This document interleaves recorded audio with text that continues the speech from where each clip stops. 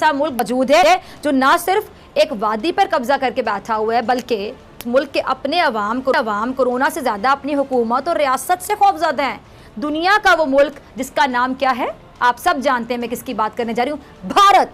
पूरी दुनिया में कोरोना फैला तो भारत में भी उसके कई सौ मरीज सामने आ गए इस बीमारी के, जिनकी तादाद दिन ब दिन बढ़ती जा रही है। लेकिन भारतीय हुकूमत और रियासत ने कोरोना का इलाज ढूंढने के बजाय कोरोना का मजहब ढूंढ निकाला है ना। हैरानकुन बात, भारतीय हुकूमत ने कोरोना वायरस फैलने की वजह भारतीय मुसलमानों को करार दे दिया और भारतीय अखबार, न्यूज़ चैनल्स, तमाम जितने भी उनके अखबार हैं, न्यूज़ चैनल्स हैं, उन्होंने भी भारतीय मुसलमानों के खिलाफ झूठी खबरें शाया की जो बाद में उनको अपनी वेबसाइट से हटानी पड़ी क्योंकि उनमें कोई सदाकत नहीं थी।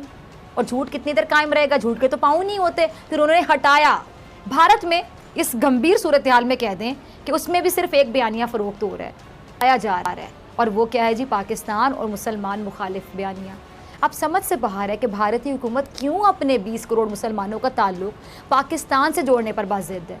इस वक्त भी भारत पाकिस्तान और मुसलमानों के खिलाफ ही बात कर रहा है, यानी कोरोना की फिक्र सबको खाए चले जा रही है और भारत के सर पे अभी भी पाकिस्तान सवार है। और मुसलमानों से जो नफरत है भारत की हुकूमत को, रियासत को, खासकर मैं नरेंद्र मोदी की बात करूँ, बीजेपी गवर्नमेंट की बात करूँ, वो अभी भी ख़त्म नहीं हो रही है। एक तो वैसे नेपाल पाकिस्तान में बहुत मशहूर हो चुका है, सोशल मीडिया पर नेपाल ही नेपाल देखने को मिल रहा है। दूसरी जानिब भारत भी नेपाल को बीच में ले आया। भारतीय मीडिया ने कुछ रोज़ पहले ही भारतीय मुसलमानों के इज्तिमा पर भी तनकीद की थी कि भारतीय तबलीगी मुसलमानों की वजह से कोरोना ज़्यादा फैला, जबकि उस इज्तिमा के बाद भी कई ऐसे इज्तिमा देखने को मिले जो मुसलमानों के नहीं बल्कि खुद हिंदुओं के थे। इसके बावजूद भारत का मीडिया, भारत की हुकूमत, भारतीय रियासत कोरोना वायरस का ताल्लुक या तो पाकिस्तान की साजिश करार देने पर बाज़िद है या फिर मुसलमानों की। ये माइंडसेट इस सूरत हाल में ख़ासतौर पर अगर मैं बात करूँ कितना ख़तरनाक साबित हो सकता है। भारतीय मुसलमान पहले ही NRC कानून के खिलाफ सरापा एहतजाज है, आपको पता है। अब भारतीय हिंदू इंतहा पसंदों के हाथ एक और हथियार लग गया कि मुसलमान भारत में कोरोना फैला रहे हैं। इसका शिकार एक नौजवान भी हो चुका है और जान से गया। दुनिया का हर मुल्क कोरोना का इलाज दरियाफ्त करने की कोशिश में मसरूफ़ है, आपको पता है, जबकि भारत में बहस अभी ये है कि कोरोना का मज़हब क्या है। नीयत के साथ भारत कोरोना के खिलाफ जो इक़दामात करेगा वो कितने कारामद साबित हो सकते हैं। और मकबूजा कश्मीर के खिलाफ एक और भारतीय साजिश तैयार हो चुकी है। मामलात किस समत में जाएंगे, किस तरह में, आज भी मुसलमान मुखालिफ सोच परवान चढ़ी, यानी दुनिया कोरोना का इलाज ढूंढ रही है और ये कोरोना का मजहब तलाश कर रहे हैं। इस सोच के साथ ब्रिगेडियर साहब, भारतीय हुकूमत क्या किसी भी डिजास्टर से खुद को निकाल सकेगी या ये फसादात की जाने पे जाएगा? पहले भी फसादात वहाँ पे कम है कि कोरोना में भी उनको कोरोना का मजहब तलाश करने की पड़ी हुई है। ये मलबा भी पाकिस्तान की साजिश और मुसलमानों की साजिश मुसलमानों पर डाल रहे हैं। क्या माइंडसेट है इन लोगों का? ये बातें सुनता हूँ, उनका मीडिया देखता हूँ, उनके डिफरेंट आर्टिकल्स पढ़ता हूँ कोरोना के बारे में, तो मुझे बड़ा फ़ख्र महसूस होता है अपने मीडिया की मैच्योरिटी पे, अपने लोगों की मैच्योरिटी पे, अपनी हुकूमत की मैच्योरिटी पे कि वो किस मैच्योरिटी को इस मामलात को हैंडल कर रहे हैं और किस इमेच्योरिटी का सबूत मुख्तलिफ लेवल पे भारत के अंदर दिया जा रहा है।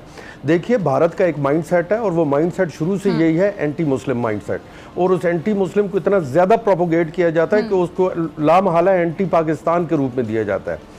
भारत जब भी किसी मुश्किल में फंसता है वो इसी तरह अपने आप को एक्सपोज करता है। अल्हम्दुलिल्लाह 71 वार के पास जिस तरह उसकी फ़ौज मुख्तलिफ महाजों पे और मुख्तलिफ स्क्रिम्शेस में और पिछले साल जो वाक़यात हुए उनमें जिस तरह उसने अपने आप को एक्सपोज किया, अपनी प्रोफेशनल इनकम्पिटेंस और अपने नॉन प्रोफेशनल एटीट्यूड की वजह से और नॉन सीरियस अपनी गुफ्तगू की वजह से, तो इसमें भी वो एक्सपोज होगा।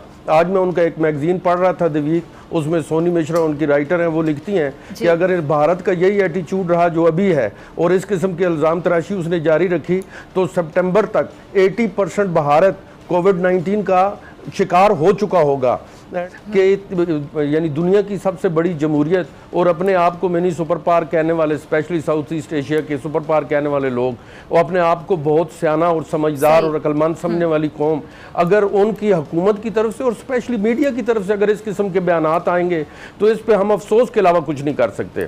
लेकिन मैं ये समझता हूँ कि ये बिल्कुल इमेच्योरिटी है और उनको पूरी तवज्जो देनी चाहिए। इस वक्त जो मीडिया उनके नंबर्स बता रहा है, वेल आई डोंट एग्री कि ये उनके ये नंबर है। जिस स्पीड के साथ वो फैल रहा है, 50 के यूएलटीज को उनकी सिर्फ लॉकडाउन में हो गई, लॉकडाउन में, और अल्हम्दुलिल्लाह हमने तो बड़ा प्रूडेंटली इस चीज को हैंडल किया और हमारा